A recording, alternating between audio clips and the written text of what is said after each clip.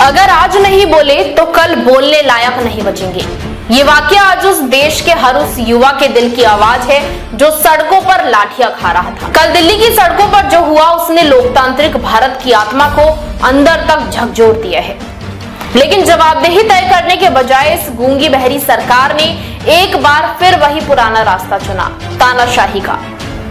कल सड़कों पर छात्रों को सिर्फ अपना हक और न्याय मांगने की सजा दी गई। बेरहमी से उन्हें लहूलुहान किया गया, लड़कियों को सड़कों पर घसीटा गया और उनके कपड़े तक फट गए। ये सब उस देश में सरेआम हो रहा है जहां बेटी बचाओ और बेटी पढ़ाओ के बड़े बड़े नारे आपको दीवारों पर सुनहरे अक्षरों में लिखे मिल जाएंगे। और सबसे शर्मनाक बात पता है क्या है? सत्ता की इस भयानक क्रूरता पर दिल्ली के ऊंचे और आलीशान गलियारों में बैठी सरकार पूरी तरह साइलेंट है। एक शब्द नहीं, एक संवेदना का ट्वीट नहीं। लाखों छात्र न्याय की भीख मांग रहे हैं और देश के हुक्मरान अपने पद और सत्ता के अहंकार में पूरी तरह चूर हैं। ये सिर्फ कल की बात नहीं है, जरा पीछे मुड़कर देखिए। इस देश को पिछले कुछ सालों में किस मोड़ पर लाकर खड़ा कर दिया गया है। मणिपुर महीनों तक जलता रहा, वहां की इंटरनेट सेवाएं बंद रहीं, हमारी बहन बेटियों को वहां नग्न घुमाया गया, लेकिन देश के प्रधानमंत्री के मुंह से एक कड़ा शब्द तक नहीं निकला। असम में हर साल बाढ़ और प्रशासनिक बदहाली से लोग जूझते रहे हैं, लाखों लोग बेघर हो गए, लेकिन सरकार का ध्यान हमेशा कहीं और ही था। आज जब हम समाज में इन मुद्दों पर बात करते हैं, लोगों को समझाने की कोशिश करते हैं कि देखो देश किस तरफ जा रहा है, तो कुछ लोग तुरंत ज्ञान देने आ जाते हैं।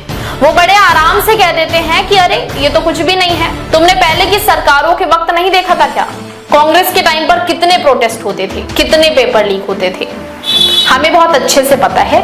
इसलिए हमारे और आपके माता पिता ने, इस देश की जनता ने पुरानी सरकारों से तंग आकर बीजेपी को वोट दिया था।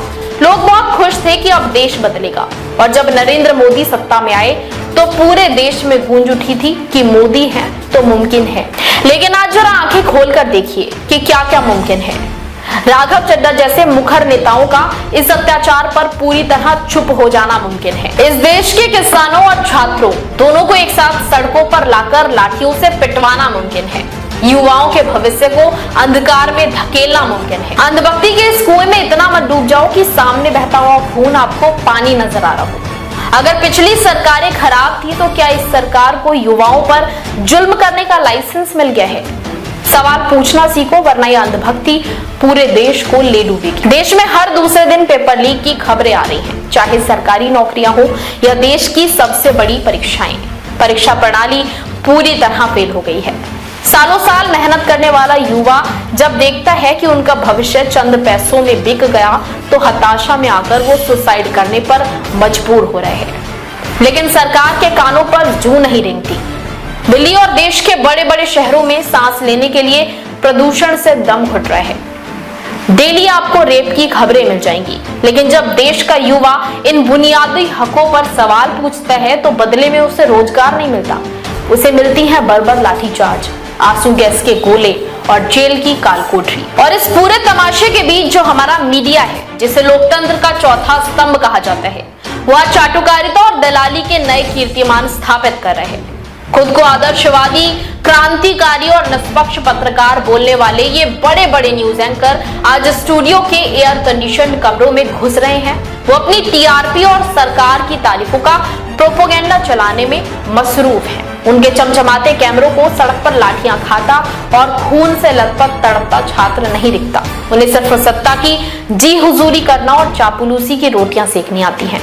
लेकिन इन सबके बीच हमें थोड़ा आत्ममंथन करना जरूरी है। कल के इस बड़े प्रोटेस्ट में कुछ ऐसी कमियां दिखी जिन्हें नजरअंदाज करना आंदोलन के लिए काफी घातक साबित हो सकता है। जब छात्र अपने भविष्य, अपनी शिक्षा और अपने अधिकारों की पवित्र लड़ाई लड़ रहे हों, तो वहां कुणाल कामरा जैसे लोगों के विवादित बयान, जैसे सीता के पति, कोई जगह नहीं होनी चाहिए। जब मुद्दे सीधे तौर पर शिक्षा प्रणाली में सुधार, सुरक्षा और रोजगार के हों, तो ऐसे एजेंडा वाले विवादित बयान असली जमीनी लड़ाई को भटका देते हैं, उसे कमजोर करते हैं और सरकार को इस पूरे आंदोलन को बदनाम करने का एक आसान बहाना देते हैं। वहीं दूसरी तरफ विपक्षी पार्टियों के दोगलेपन देखिए। समाजवादी पार्टी और आम आदमी पार्टी जैसे ताकतों ने क्या किया? उन्होंने युवाओं के इस आंसुओं और दर्द को सिर्फ अपनी राजनीतिक रोटियां सेकने का जरिया बनाया। सिर्फ मंच पर आकर खड़े हो जाना, लॉजिस्टिक सपोर्ट देना और खोखले चुनावी बयानों से कोई आंदोलन जीते नहीं जाते। देश के युवाओं को अब ये बात बहुत अच्छे से समझनी होगी कि उन्हें किसी भी राजनीतिक पार्टी के एजेंडे का मोहरा नहीं बनना है। ये लड़ाई किसी एक दल को जिताने या हराने की नहीं है। ये लड़ाई इस देश के युवाओं के वजूद और देश के भविष्य की है। आज सत्ता की कुर्सियों पर बैठे लोग अहंकार के 7वें आसमान पर पहुंच गए हैं। वो इस गुरूर और मुगालते में जी रहे हैं कि देश में उनके सामने कोई मजबूत और एकजुट विपक्ष खड़ा नहीं है। उन्हें लगता है कि जनता मजबूर है और वो जो चाहे मनमानी कर सकते हैं, क्योंकि जनता के पास कोई दूसरा रास्ता नहीं है। वो सोचते हैं कि पुलिस की लाठियों, संगीनों और जेलों के दम पर वो देश के युवाओं की बुलंद आवाज को हमेशा के लिए दबा देंगे। लेकिन इतिहास गवाह है, वो बहुत बड़ी भूल कर रहे हैं।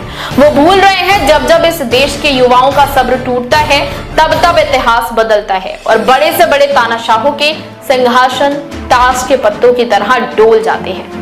और अब वो दौर ज्यादा दूर नहीं जब इस पूरे देश का राजनीतिक नैरेटिव बदलने जा रहा है। अब तक ये सरकार और इसके अंधभक्त इस नैरेटिव के पीछे छिपते आए थे कि मोदी नहीं तो कौन। वो बार बार जनता के सामने विकल्प का सवाल उठाकर अपनी नाकामियों पर पर्दा डालते थे। लेकिन कल दिल्ली की सड़कों पर बहे देश के नौजवानों के खून ने हर एक नागरिक को गहराई से सोचने पर मजबूर कर दिया है। अब ये देश कोई नया चेहरा या जादुई विकल्प नहीं ढूंढ रहा। अब देश की जनता और तंग आ चुका युवा इस अंतिम नतीजे पर पहुंच रहा है कि मोदी के अलावा कोई भी, जी हाँ, मोदी के अलावा कोई भी, क्योंकि इस देश का कोई भी नया और अनजान विकल्प आज की इस डरावनी खामोशी, इस बर्बर लाठीचार्ज, इस प्रशासनिक विफलता और इस खुली तानाशाही से बदतर तो बिल्कुल नहीं हो सकता। ये लड़ाई किसी एक इंसान या एक पार्टी के खिलाफ निजी दुश्मनी की नहीं है। ये उस दमनकारी और अहंकारी सोच के खिलाफ है जो जनता को कीड़े मकोड़े समझती है। अगर आज भी हम अपने घरों में दुबके रहे और चुप रहे तो आने वाली नस्लें और देश का इतिहास हमें कभी माफ नहीं करेगा। अपने हक के लिए, अपनी शिक्षा के लिए और अपने आत्मसम्मान के लिए जागिए, क्योंकि जब देश का छात्र सड़कों पर लहूलुहान हो रहा है तो समझो पूरे देश का भविष्य दांव पर लगा हुआ है। जागिए, इससे पहले कि बहुत देर हो जाए। देश विदेश की तमाम बड़ी खबरों के लिए देखते रहें किनी टाइम्स। वीडियो को लाइक करें, चैनल को सब्सक्राइब करना ना भूलें।